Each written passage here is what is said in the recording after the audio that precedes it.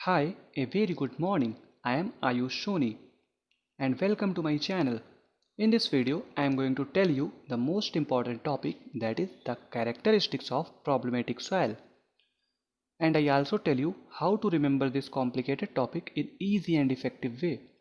I see that most of the students get confused in the examination hall when the question come from this topic and they cannot able to correct right answer.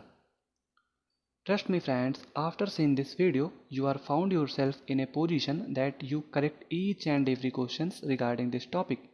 So without wasting any more delay, let's come to the topic. As you see on the slide, there are two types of soil. First one is saline soil and the other one is alkaline soil. The saline soil is also known as white alkali due to the presence of white color crystal on the surface of saline soil. On the other hand, in alkaline soil, the salts of sodium carbonate and sodium bicarbonates present in huge amount. So please kindly remember these points. It can be asked directly in your exam.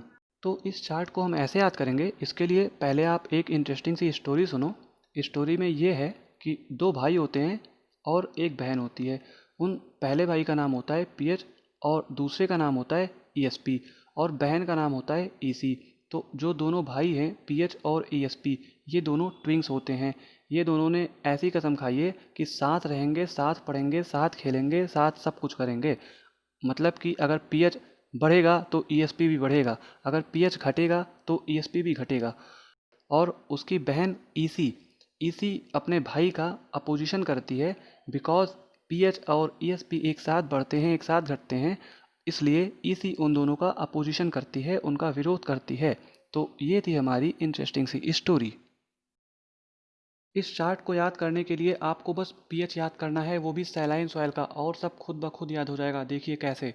तो आपको याद करना है कि pH saline soil का 8.5 से कम होता है। अब जब पीएच कम होगा तो ईएसपी भी कम होगी, because pH and ESP both are twins, वो साथ में बढ़ते हैं, साथ में घटते हैं। यहाँ पीएच सैलाइन सॉइल का 8.5 से कम है, इसलिए इसकी ईएसपी भी 15 से कम होगी। On the other hand the EC of saline soil is more than 4, because EC अपने भाइयों का अपोजिशन करती थी, दैट्स वाई ईसी बढ़ रही है, पीएच एंड ईएसपी घट रहे हैं। तो हम लोगों ने सैलाइन सॉइल के स्टैटिकल डाटा को आसानी से याद कर लिया है। अब अपने अल्कलाइन सॉइल पे चलते हैं। तो बेसिकली अल्कलाइन सॉइल में कुछ नहीं करना, जब भी पूछा जाए अल्कलाइन सॉइल के बारे में तो सैलाइन सॉइल का डाटा उल्टा कर दो। जैसे सैलाइन का पीएच कम है तो अल्कलाइन का ज़्यादा होगा, सैलाइन का ईसी अधिक है तो अल्कलाइन का कम होगा, सैलाइन का ईएसपी कम है तो अल्कलाइन का अधिक होगा। Is it clear? तो देखिए आपने हमारे साथ सैलाइन एंड अल्कलाइन सॉइल को याद कर लिया है। Let's come to our next soil, that is saline alkaline soil. तो इसे याद करना तो और भी आसान है, because saline and alkaline soil जैसा कि नाम से ही बहुत बड़ा लग रहा है। तो जब भी पूछा जाए सैलाइन एंड अल्कलाइन सॉइल के स्टैटिकल डाटा को, तो इसमें आपको कुछ नहीं करना, बस दिमाग में ये याद करना है कि सैलाइन अल्कलाइन नाम से ही बहुत बड़ा है, तो इसमें सब कुछ बड़े बड़े होंगे, मोर मोर होंगे। लाइक पीएच भी ज़्यादा होगा, ईसी भी ज़्यादा होगा, ईएसपी भी ज़्यादा होगा। तो देखिए कितने ही आसानी से आपने इस स्टैटिकल डाटा को याद कर लिया है।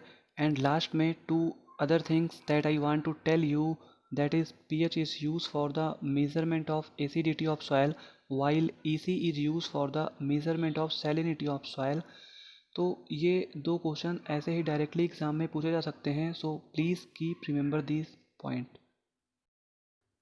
And if you feel that this video make your study easier, so please subscribe my channel and share this video with your friends. Okay, thank you.